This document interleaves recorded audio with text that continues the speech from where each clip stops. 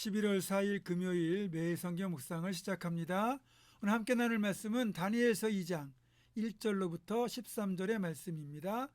다니엘서 2장 1절로부터 13절의 말씀을 제가 봉독합니다.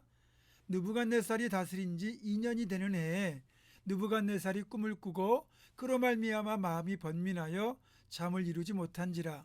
왕이 그의 꿈을 자기에게 알려주도록 박수와 술객과 점쟁이와 갈대아 술사를 부르라 말하매 그들이 들어가서 왕의 앞에 선지라. 왕이 그들에게 이르되 내가 꿈을 꾸고 그 꿈을 알고자 하여 마음이 번민하도다 하니 갈대아 술사들이 아람말로 왕에게 말하되 왕이여 만수무강하옵소서. 왕께서 그 꿈을 종들에게 이르시면 우리가 해석하여 드리겠나이다 하는지라. 왕이 갈대아인들에게 대답하여 이르되 내가 명령을 내렸나니 너희가 만일 꿈과 그 해석을 내게 알게 하지 아니하면 너희 몸을 쪼갤 것이며 너희의 집을 거름더미로 만들 것이요 너희가 만일 꿈과 그 해석을 보이면 너희가 선물과 상과 큰 영광을 내게서 얻으리라. 그런즉 꿈과 그 해석을 내게 보이라 하니 그들이 다시 대답하여 이르되 원하건대 왕은 꿈을 종들에게 이루소서. 그리하시면 우리가 해석하여 드리겠나이다 하니 왕이 대답하여 이르되 내가 분명히 아노라.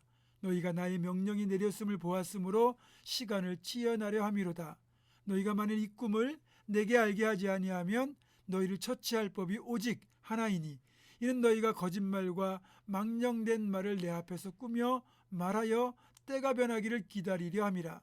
이제 그 꿈을 내게 알게 하라. 그리하면 너희가 그 해석도 보일 줄을 내가 알리라 하더라. 갈대아인들이 왕 앞에 대답하여 이르되 세상에는 왕의 그 일을 보일 자가 한 사람도 없으므로 어떤 크고 권력 있는 왕이라도 이런 것으로 박수에게나 술객에게나 갈대아인들에게 물은 자가 없었나이다. 왕께서 물으신 것은 어려운 일이라.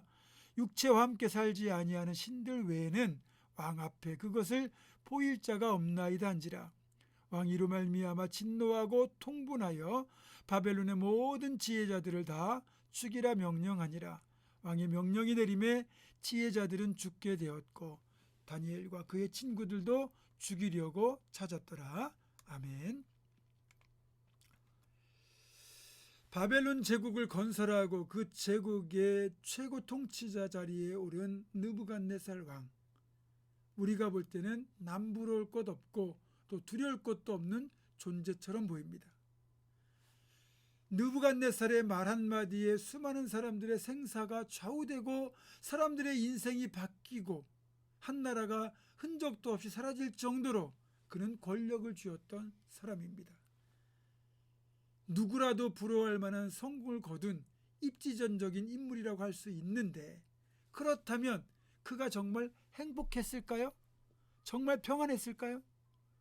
전혀 그렇지 못했던 것 같습니다. 칼로 흥한 자는 칼로 망한다는 우리 주님의 말씀처럼 그는 칼로 제국을 세웠기 때문에 언제 누가 자신의 등에 피수를 꽂을지 몰라서 늘 불안할 수밖에 없었고 그만큼 잠을 잘 때도 우리처럼 맘 편하게 잔다는 게 쉽지 않았을 겁니다. 심지어는 자신이 꾼 꿈이 너무 불길하다 보니 꿈 때문에 이제는 안절부절 못하는 겁니다. 뭔가 매우 불길한 꿈을 꾸어서 깜짝 놀라 일어났는데 자신이 꾸었던 꿈 그 자체는 생각이 나지 않고 정말로 불길했다 그 생각만 나는데 그냥 꿈이거니 생각하고 그냥 지나가기에는 너무너무 꿈이 사나웠다는 거죠. 식은땀이 나고 소름이 돋을 정도였습니다.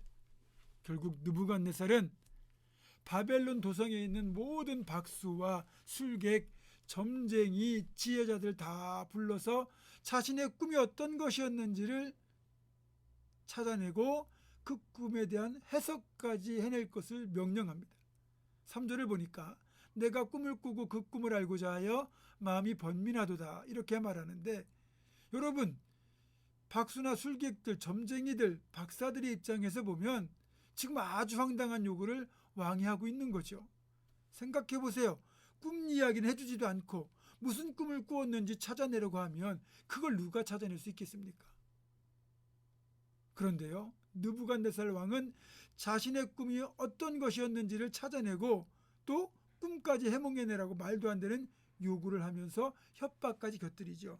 너희가 만일 꿈과 해석을 내게 알게 하지 아니하면 너희 몸을 쪼갤 것이며 너희 집을 거름더미로 만들 것이라. 반대로 너희가 꿈과 해석을 내게 보이면 선물과 상과 큰 영광을 얻으리라. 그런즉 당장 꿈과 해석을 내게 보이라. 이런 황당한 왕의 명령 앞에서 박수와 술객들이 이건 말도 안 되는 명령이라고 항의하지만 감히 최고 권력자인 느부갓네살의 그 고집과 분노를 꺾을 수 있겠습니까?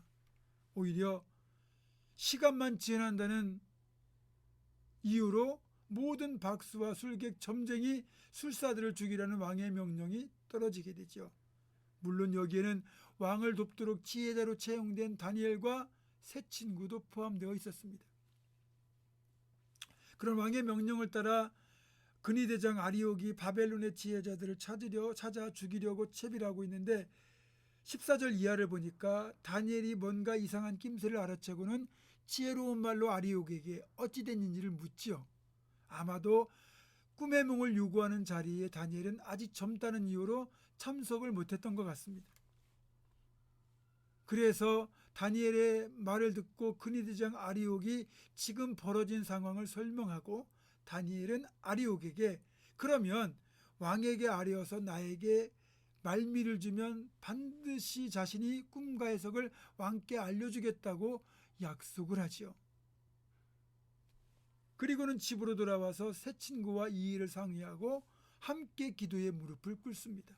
그러자 하나님께서 환상 중에 다니엘에게 나타나셔서 느부갓네살이 어떤 꿈을 꾸었는지와 그 꿈의 내용이 어떤 것인지를 알려주게 되죠. 그래서 다니엘이 아리옥을 찾아가서 자신을 왕 앞으로 인도하면 꿈과 해석을 알려주겠다고 말을 합니다.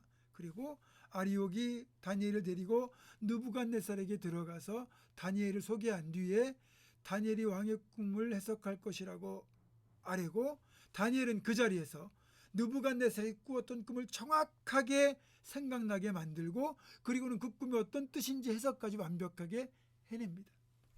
어찌 보면 소설 같은 이야기잖아요.